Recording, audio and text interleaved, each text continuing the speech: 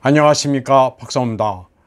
러시아가 최신의 핵 잠수함 게나랄리시무스 수보로프함의 항해 테스트를 마치고 곧 취역시킬 계획이라고 밝혔습니다.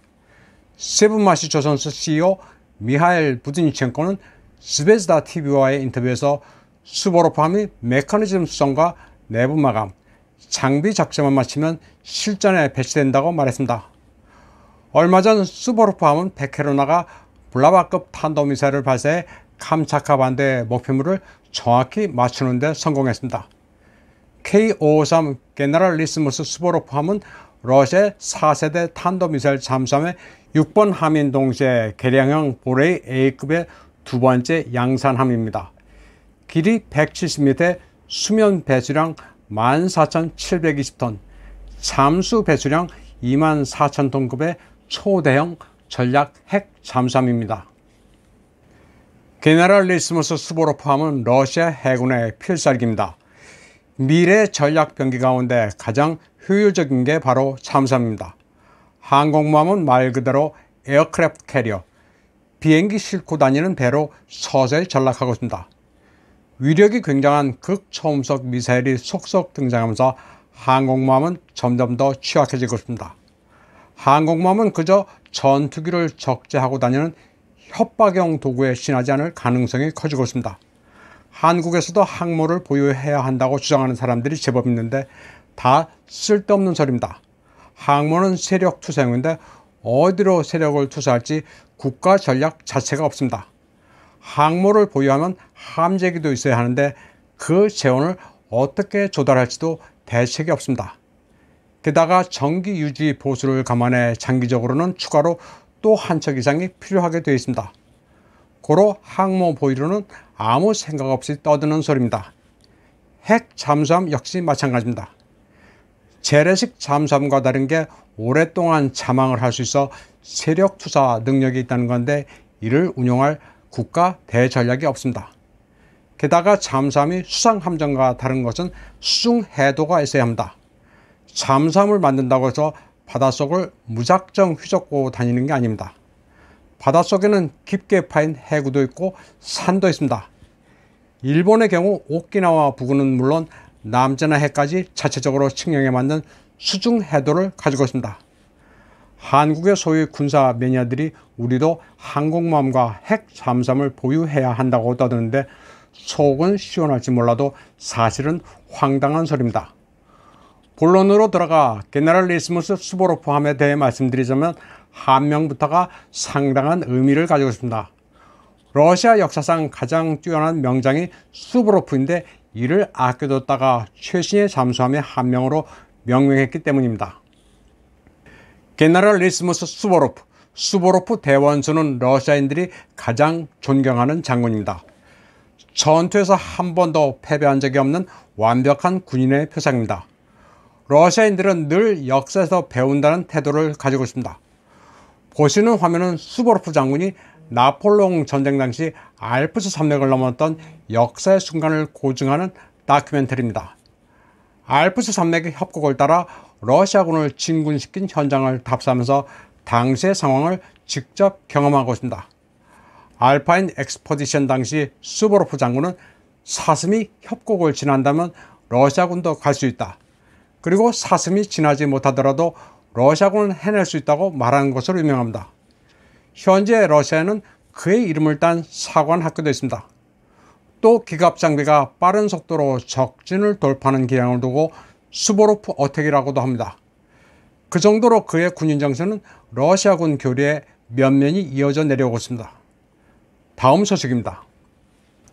암흑 속에 잠긴 키예프의 모습은 암담한 우크라이나의 현재와 미래를 보여주고 있습니다. 단전, 단수와 난방이 불가능한 혹독한 겨울이 다가오고 있습니다. 전쟁 수행은 이제 불가능하다고 봐야 합니다. 우크라이나는 돈도 말라 미국의 현금 지원으로 생명만 유지하고 있는 상태입니다. 미국은 우크라이나의 산소 호흡기를 유지하기 위해 시간당 250만 달러를 쓰고 있습니다. 언제까지 우크라이나에 돈을 퍼줄 거냐는 불만이 고조되면서 미국의 중간선거 결과에 따라서는 재정 지원을 축소하거나 중단할 가능성도 있습니다. 그렇게 되면 젤렌스키 정권은 살아남기 힘듭니다. 다음 소식입니다. 겨울에 목전에서 루카셴코 벨라루스 대통령이 도끼를 들고 장작 패기 경연대회에 나타났습니다. 벨라루스의 아름드리 자작나무를 쪼개 장작으로 만드는 이벤트인데 루카셴코 대통령의 실력은 아주 발군입니다.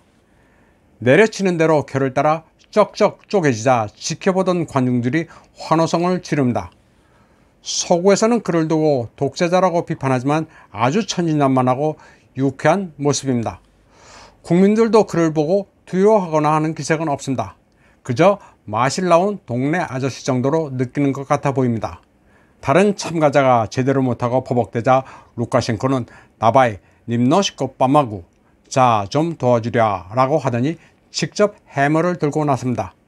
그리고 도끼 위로 해머를 내리쳐 결을 만들어줍니다. 그러더니 이 사람아 도끼질은 이렇게 하는 거야 라고 하고 아주 능숙한 솜씨로 장작을 팹니다. 장작은 힘이 아니라 요령이라고 하는데 얼마나 장작을 패봤는지 아주 선수입니다. 루카셴코 대통령은 예전에도 장작 패는 모습을 국영방송을 통해 과시했습니다. 그때는 폴란드 대통령이 얼어 죽지 않도록 좀 보내줘야 하겠다는 농담도 했었습니다. 루카셴코는 장작 패기 경연대회가 끝나고 성적 우수자들과 악수를 하며 상패를 시상하는 모습도 과시했습니다. 유럽이 극심한 에너지난을 겪고 있는 와중에 겨울의 낭만은 역시 벽난로의 장작이라는 주제로 열린 이벤트에 참가한 루카셴코는 연신 유쾌한 모습이었습니다. 에너지 위기에 처한 독일에서는 동물원도 비상입니다. 비용을 충당할 수가 없어 재정 지원을 요청하는 한편 동물들을 나눠주기 시작했습니다. 드레스덴 동물원의 경우 난방비로 인해 11월 1일부터 테라리움을 폐쇄하고 서식하던 동물들을 다른 보금자리로 옮기기 시작했습니다.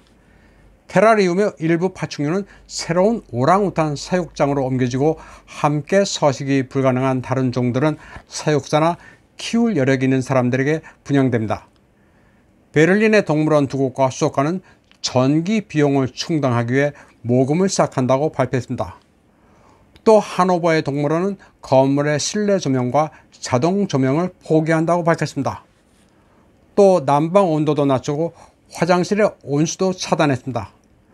뉘른베르크 동물원에서는 낮은 온도에 도저히 적응할 수 없는 테라리움 내 동물을 제외한 모든 사육동의 온도를 낮췄습니다.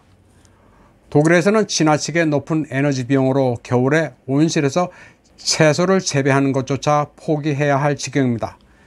사정이 이렇게 되자 독일 정부는 대형 에너지 소비자에게는 2023년 1월부터 가계와 중소기업에는 2월부터 지원을 해주기로 했습니다.